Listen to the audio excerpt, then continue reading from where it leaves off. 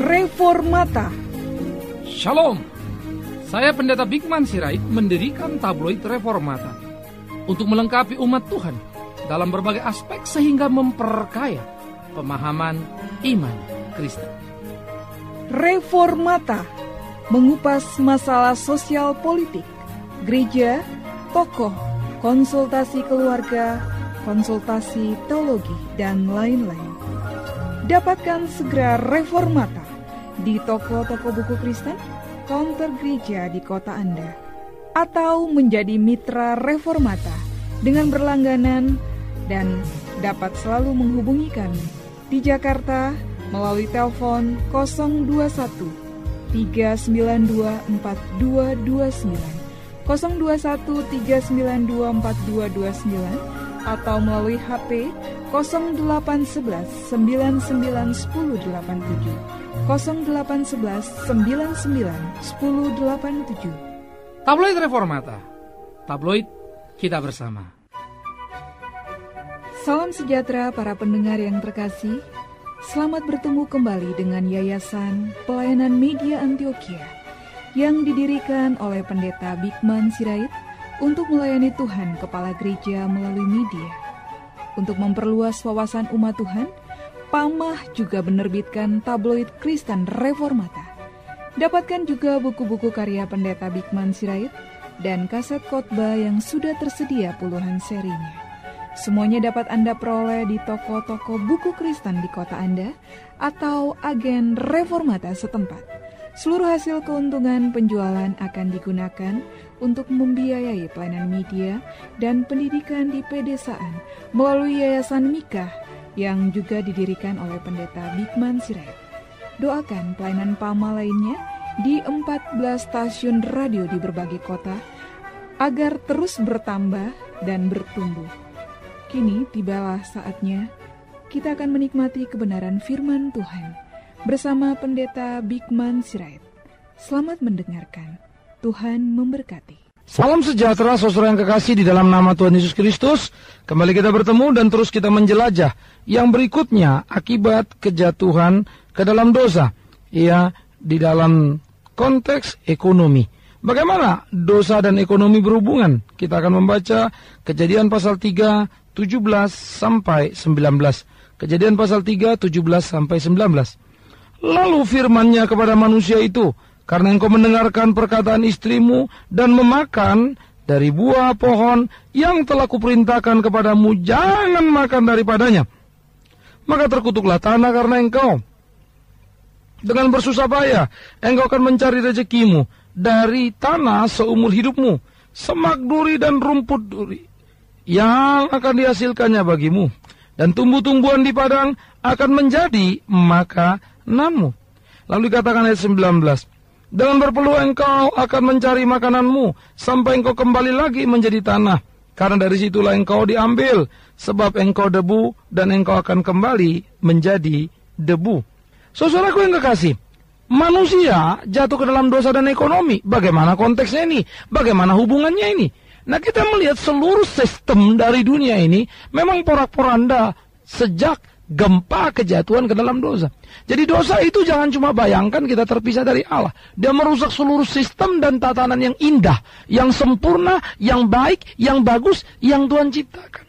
Bukankah Tuhan menciptakan manusia di Taman Eden dan disediakan makanan pada manusia? Biji-bijian ini akan menjadi makananmu. Bangun tidur melek, kerjanya cuma menata, melayat, mengatur semuanya. Muakan, kan begitu. Maka sistem ekonominya sangat perfect. Artinya ada supply terhadap kebutuhan. Lah kalau saya punya kebutuhan lalu disuplai, apa enggak bagus sekali itu namanya? Mau makan apa ada. Bukankah itu luar biasa? Itulah ekonomi yang paling hebat, yang paling luar biasa. Tetapi kemudian seluruhnya lulu lantak, tidak karu-karuan. Maka biji-bijian tak lagi sekedar bisa dipetik dan diambil seenak perut kita saja. Karena terjadi sekarang malapetaka yang sangat menakutkan. Nah, dua bagian ini memang bicarakan ekonomi dan ekologi. Tapi ekologi akan kita bicarakan pada sesi berikutnya. Nah, bagaimana persoalan ekonomi ini terjadi adalah karena engkau, hai laki-laki, sudah mendengarkan perkataan istrimu dan memakan buah yang kularang itu padamu. Ya, Maka terkutuklah tanah karena engkau. Dengan bersusah payah engkau akan mencari rezekimu dari tanah seumur hidupmu. Wow, sulit sekali. Maka manusia akan mengalami kepahitan dan hambatan. Sistem yang tadinya mensuplai berapapun kebutuhan manusia berubah menjadi sistem yang menahan apapun kebutuhan manusia. Maka manusia harus bertarung. Ya tak lagi bisa sekedar memitik biji-bijian untuk menjadi makanannya. Tetapi dia harus bertarung melewati halangan demi halangan yang terjadi di dalam realita hidup yang harus dihadapi. Ya. Nah jadi dalam perubahan-perubahan ini harus kita lihat. Bicara ekonomi saudara, manusia memang adalah makhluk pekerja. Makhluk pekerja, kita sudah membicarakan itu. Ya, ketika Tuhan membawa manusia dalam Taman Eden 2 ayat 15 dari kitab Kejadian. 2 ayat 15. Usahakanlah ini, kelolalah, managelah, tata layanlah, ekonomuslah. Kemudian kata itu menjadi ekonomi. Ya, yang kita pahami, mengatur, mengelola, menata layan. Nah, di dalam konsep pemahaman seperti itu, manusia adalah pengelola yang baik, penata layan yang baik, manusia bisa menikmati apa yang Tuhan berikan bagi dia. Maka sebetulnya sangat indah sekali kehidupan itu, bukan? Apa yang menjadi kebutuhan itu bisa dipenuhi. Nah, saudara-saudara yang kekasih, di dalam bagian-bagian seperti itu, kemudian si manusia ini kehilangan zaman keemasannya. Kehilangan momentum-momentum indah di dalam membangun perekonomian yang begitu hebat. Rontok semuanya. Maka untuk mengisi perutnya, dia harus berjuang di dalam hidupnya. Untuk mengisi perutnya, dia harus bertarung di tengah-tengah dunia ini. Bahkan kalau dia malas-malas, Perjanjian Baru mengatakannya, barang siapa yang malas, jangan dikasih makan. Betul sekali. Ada orang tidak kerja karena belum dapat kerja. Tapi dia kerjakan apa saja yang bisa dia kerjakan. Itu bukan orang malas. Tapi ada orang tidak dapat kerja. Sudah tidak dapat kerja, saya nak perutnya pula lagi. Ya, tinggal di rumah, nyapu pun tak mau, bersihin pun tak mau. Itu pemalas. Itu namanya tidak punya tanggung jawab. Itu bedanya. Jadi sama-sama tidak kerja, tapi satu karena memang tidak dapat, tapi rajin. Bukan tidak mau. Yang satu, memang niat maunya itu tidak ada. Sehingga tak bisa kelihatan kerajinannya. Kecuali menjadi orang yang tulen, menjadi beban di tengah-tengah kehidupan keluarga. Itu tidak boleh, saudara. Ya, banyak hal yang bisa kita kerjakan. Karena kita makhluk pekerja. Ya, kita bukan makhluk pemalas diciptakan Tuhan. Nah, sebagai makhluk pekerja, tetapi itu pun tidak membuat kau langsung gampang mencarikan apa yang kau butuhkan. Jadi, kalau di masa kita terus berlanjut, semakin sulit kerja, semakin berat kerja, saudara jangan kaget. Jadi saudara juga jangan bilang beginilah ya, enaklah orang masa dulu itu orang enak sekali kerja. Nanti dulu loh. Masa dulu orang tua kita itu kalau bisa naik mobil, super kaya itu. Sekarang naik mobil pun kita apalah kayanya. Iya kan? Nah jadi artinya tiap zaman ada konteksnya. Jadi kita nggak usah bilang lah orang zaman dulu enak, lebih mudah cari kerja. Zaman sekarang susah. Nanti dulu. Zaman dulu tidak banyak peluang, zaman sekarang banyak peluang. Maka bukan soal ada kerja apa tidak ada kerja, kitanya mau kerja apa tidak mau kerja. Kalau mau kerja, mungut sampah pun di Jakarta ini hidup. Cuma kan gengsi toh. Artinya bukan gak ada kerjaan kan, gengsi kerjaannya. Iya toh. Kalau dengan otak kita kelola plastik, kita kelola banyak barang bekas, itu bisa macam-macam produknya. Ya, saya katakan begini karena saya juga dulu waktu bisnis orang tidak sanggup bayar saya, utangnya banyak sekali satu company. Lalu hanya saya pikir putar-putar. Ya, alat berat dia yang bekas saya tarik. Kemudian plastik bekas saya tarik. Nah situ saya dagang plastik bekas. Jadi juragan plastik bekas begitu. Lumayan loh untungnya. Jadi lumayan juga untuk nutupin interest. Karena orang itu nunggak utang sampai tahunan nih. Ya, saya sempat pusing 7 keliling. Saudara hitung-hitung saja kalau itu di tahun 90-an. Ya, 150 juta. Apa gak pusing kepala kita? Putar. Nah, jadi saya pernah dagang plastik bekas. Kelihatannya plastik bekas jorok-jorok begitu kan? Untungnya, wow lumayan loh. Ya, saya barang bekas sudah pernah. Tinggal kreativitas kan? Banyak sekali. Jadi saudara, kesulitan di dalam mencari pekerjaan itu memang sudah ada. Ya, itu mau tak mau. Karena apa? Alam semesta ini menjadi lawan kita. Mau cari kerja Anda mesti lewati semak duri dulu karena dia berdiri di depanmu. Mau ngapain kau? Kan gitu kan? Sehingga tidak ada rezeki tanpa keringat. Ya. Ada orang bilang ini, Pak, saya nggak keringat-keringat tuh ada rezeki. Ya nggak keringat kau hari itu, kemarin emang nggak keringat kau, kan begitu. Jadi jangan dulu bayangkan itu enak saja bisa duduk-duduk. Lalu ada yang bilang, oh Tuhan kan menyediakan roti bagi umatnya pada waktu masih tidur. Betul sekali itu Mazmur 127, siapa bilang salah? Tetapi jangan lupa, tidak karena Tuhan menyediakan roti pada kita lalu besoknya kita nggak kerja. Tetap kerja kan. Tetapi yang mau dikatakan oleh Alkitab adalah, apapun yang akan kau dapat, itu datang dari Tuhan, itu loh. Karena itu bersyukurlah kepada Tuhan, jangan besarkan kepalamu, itu maksudnya. Tetapi tidak membuat orang menjadi malas dan tidak bekerja. Jadi bekerja harus ada pertarungan, yes, itu harus. Maka itulah pekerja-pekerja Kristen harus menjadi pekerja-pekerja tangguh seharusnya. Karena bekerja adalah satu bentuk tanggung jawab kita kepada Tuhan. Bekerja adalah bentuk ibadah kita. Di dalam sosialisasi hidup kita. Bagaimana kemudian masyarakat sekitar kita ya bisa menghargai orang Kristen karena menjadi orang bertanggung jawab. Karena itu Anda kalau bekerja, apapun yang dipercayakan padamu, selesaikan. Jadilah orang yang bisa dipercaya. Ya, sehingga sekalipun kau bersusah payah, kau akan memakan sendiri hasil jerih payahmu, hasil keringatmu, bukan mencuri. Bukan mengambil apa yang bukan menjadi hakmu. Itu Mazmur 128. Bangga kita, puas kita. Karena soal berkeringat, soal sakit cari uang, itu urusan semua orang itu.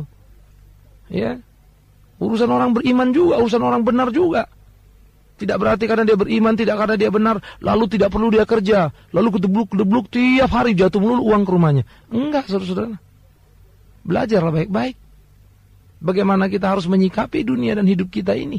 Nah, oleh karena itulah saudara yang kekasih, menarik sekali sebetulnya menjadi orang-orang Kristen. Dia menyadari betul apa yang sedang terjadi di dalam kehidupan ini. Dia tahu betul peristiwa-peristiwa yang mengakibatkan halangan, himpitan yang kuat dalam kehidupan anak manusia. Ya. Nah, sekarang mari kita urut pelan-pelan. Jadi jatuh ke dalam dosa, merubah sistem kerja. Itu pertama. Apa yang berubah? Dulu manusia hanya tinggal mengambil. Oke? Ini adalah makananmu biji-bijian. Tinggal ngambil kan? Tetapi kemudian jatuh ke dalam dosa mengakibatkan manusia tidak lagi bisa tinggal ngambil. Karena manusia harus melewati semak duri. Ya, rumput duri. Jadi manusia harus melewati. Manusia harus berpeluh untuk mencari makanannya. Berkeringat. Sampai kemudian kepada kematiannya. Nah, jadi perubahan sistem disediakan dan mencari ini terjadi pada diri manusia. Oke. Yang kedua, saudara, manusia bukan saja kemudian mencari, tetapi di dalam pencariannya dia harus melewati berbagai rintangan yang terjadi, yang kita sebut semu duri tadi. Jadi rintangan-rintangan karena kerja itu lumrah.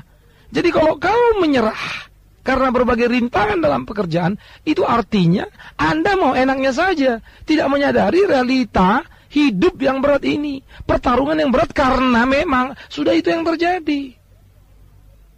Itu sebab Tuhan selalu mengajarkan pada kita supaya kita tidak menjadi orang yang cengeng, mudah menyerah. Di mana iman kita? Kalau orang beriman itu kan dia tangguh, dia tahu kok semua susah, dia tahu kok semua sulit. Tetapi dia berjuang dan berjalan, dan Tuhan akan bukakan jalan bagi dia, percayalah. Ya. Saya bicara di radio ini. Lalu nanti kita muncul lagi program TV. Kemudian saya juga pergi ke Kalimantan. Sekolah di sana. Bikin sekolah SD, SMP, SMA. Ya, kemarin satu anak kita.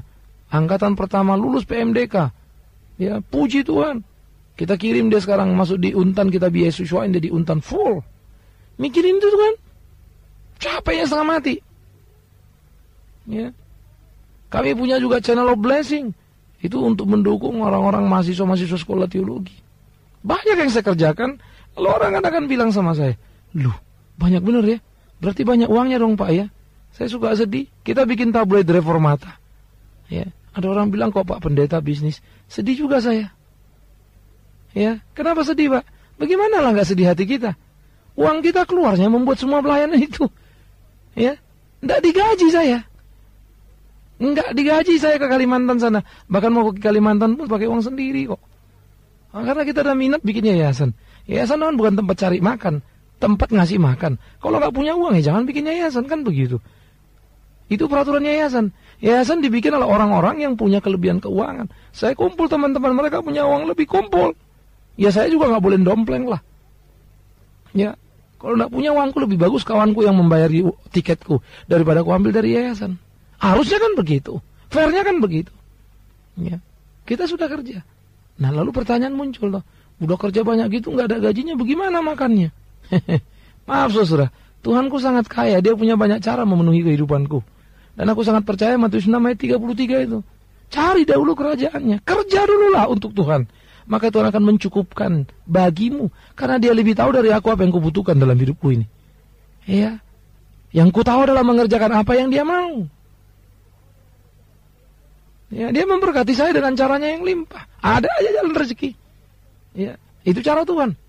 Jadi tidak terlalu suka saya untuk menceritakan ya. Oh tiba-tiba orang kasih ini, tiba-tiba kasih itu. Maaf saudara.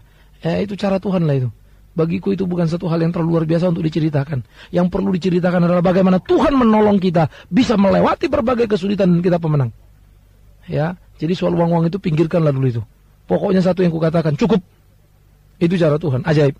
Maka saya ingin berkata pada setiap saudara, jangan hina pemeliharaan Tuhan karena kesulitan yang kau lewati. Ada rintangan, yes. Tetapi yang berikut adalah yakinilah bahwa bersama dengan Kristus kau bisa melewati rintangan itu. Maka rintangan itulah akan membuat kau berbeda dengan orang yang tidak beriman. Ah, Pak, orang tidak beriman juga bisa lewat rintangan loh. Bisa dapat penghasilan loh. Betul. Tetapi banyak kali mereka melewati rintangan dengan cara yang tidak sah. Dengan cara yang tidak benar. Nah kau, aku, kita ini, ya harus benarlah. Kan begitu. Siapapun kita, berapapun umur kita. Mari kita jalan sama-sama sebagai anak Tuhan yang bersaksi melalui pekerjaan dengan karya kerja yang nyata itu. Sehingga di dalamnya nama Tuhan dipermuliakan. Bukankah itu indah, saudaraku? Maka yang berikut, pekerjaan itu memang sudah menjadi masalah. Sistem yang berubah dari mengambil menjadi mencari. Yang kedua, pekerjaan memang menimbulkan hal yang luar biasa, itu penghalang. Ya, yang membuat kita terhalang untuk mencari hasil rezeki kita, kan begitu kan? Ya, maka yang ketiga, pekerjaan tidak memberikan kepastian bagi kita karena dia sebuah pertarungan. Oke, dia sebuah pertarungan.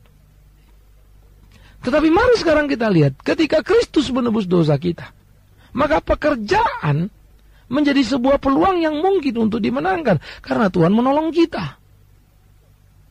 Kan begitu? Dan yang berikutnya, pekerjaan harus bisa menjadi ibadah kita. Ini yang kelima. Harus bisa menjadi ibadah kita. Pola hidup kita. Oh, ibadah gimana Pak? Bagaimana tidak ibadah? Maka pekerjaan itu harusnya menjadi ibadah kita, pelayanan kita. Nah, itu Roma 12 ayat 1 kan. Persembahkanlah tubuhmu. Istilah tubuh di situ mengandung satu makna yang sangat hebat sekali. All your activity. Persembahkanlah seluruh aktivitasmu. Ya. Sebagai persembahan yang hidup, yang kudus, yang berkenan pada Allah. Itulah ibadahmu yang sejati. Pekerjaanmu. Mahasiswa, siswa. Di kantor atau di mana saja. Nah ini saudara yang kekasih. Bahwa pekerjaan susah itu fakta. Keberdosaan membawa kita ke situ. Tapi bukan berarti kalau kita bekerja kita orang berdosa. Tapi jerih payah sulitnya kita bekerja. Ingatlah. Ya. Bahwa kita dulu manusia pernah berdosa pada Tuhan. Membuat pekerjaan menjadi sangat sulit. Jadi jangan cuma kerja sulit lalu saudara mengeluh saja. Tuhan kemana kau, kenapa begini, kenapa begitu. Ingatlah kita sudah berdosa sama Tuhan. Nggak enak lah, masa sudah berdosa komplain pula lagi kita. Kita marah-marah pula lagi sama Tuhan kan. Nggak mati saja kita sudah bagus. Kan begitu mestinya. Iya toh. Jadi jangan marah-marah lah. Kalau kehilangan pekerjaan, tenangkan hatimu. Pelan-pelan. Ya, bersandar pada Tuhanmu. Ada banyak lowongan kerja. Mungkin kita tidak mau karena gengsi. Tapi banyak peluang yang mungkin untuk dikerjakan. Tuhan beri kita bijaksana. Nah, kepada saudara-saudaraku para pekerja, ada harapan luar biasa yang Tuhan berikan. Kita juga dengar saksian teman-teman kita. Bagaimana usaha mereka hampir bangkrut, Tuhan tolong naik. Atau yang kesulitan kena PHK. Malah Tuhan buka jalan dengan cara ini, cara itu, dan seterusnya. Ada banyak cara Tuhan menolong kita. Jangan ragukan Tuhan. Karena itu percayakanlah diri kepada Dia. Karena Dia Allah yang hidup itu. Tuhan yang ajaib itu. Kan gitu saudara. Nah, oleh karena itu dalam realita-realita pergumulan seperti ini, seharusnya orang Kristen itu punya kemampuan ekstra dibandingkan orang bukan Kristen. Karena kita memang adalah makhluk-makhluk pekerja yang disuruh Tuhan bekerja. Ya. Untuk bertindak di dalam kehidupan kita, itu warna kita. Sebagai makhluk pekerja, kita harus bekerja sebagai sebuah ibadah kepada Tuhan. Bukankah nilainya sangat sakral dan luar biasa? Maka pekerjaan kita harus berkualitas dan bernilai benar. Ya, tidak boleh menjadi batu sandungan. Itu kerinduan kita. Nah, disinilah kita berpacu selangkah demi selangkah. Mungkin kita belum perfect, belum bisa ini. Iyalah, kita belajar kok. Saya pun belajar terus. Ya, jujur saja bukan mau saya banyak mengerjakan pekerjaan yang gak ada gajinya ini. Jujurlah, hati nurani saya tidak bohong saya. Ya, kadang-kadang ciut juga nyali saya. Jangan-jangan aku ini salah langkah ini. Terlalu emosional atau apa begitu ya. Datang itu dalam hati, saudara. Tapi dengan jujur pula saya harus mengaku. Saya pun tidak ngerti kenapa saya bisa sampai dalam situasi seperti ini. Akhirnya, dengan jujur pula aku harus berkata, thanks Lord, terima kasih Tuhan. Kau masukkan aku pada situasi yang aku sebetulnya tidak suka dan tidak mampu. Sehingga bagiku itu berkat. Bagi saya itu indah sekali. Ya, itu luar biasa sekali. Saya nggak kebayang kok itu sebetulnya. Apa iya bisa? Saya juga nggak tahu. Ya, ciut juga nih hati kecil kadang-kadang kawan. Ya, jadi saudaraku yang kekasih, marilah kita bersama-sama maju di dalam semangat kita. Ya, jangan kita hina Tuhan kita dengan cara tidak bertanggung jawab terhadap pekerjaan kita, dengan cara seakan-akan tidak bisa lagi kita kerja. Percayalah, selalu saya katakan ada banyak cara. Tapi mungkin sekali lagi mungkin juga banyak gengsi. Nah, ini yang bikin kita jadi susah kan? Lah kalau banyak gengsi mau bilang apa lagi kita? Saya kan nggak bisa ngomong. Oh, jasa saya kan tinggi Pak, masa saya kerjakan begitu? Kalau itu saya no comment lah. Itu urusan masing-masing lah kan. Tetapi saya ingin mengatakan, ya, tak pernah habis sebuah pekerjaan. Ya, halaman rumah yang kosong pun bisa kita tanami singkong. Singkong bisa kita jual jadi keripik singkong. Ini omong kosong dulu lah yang gampang-gampang. Nggak ada halamanku Pak, ya belilah ke petani sana.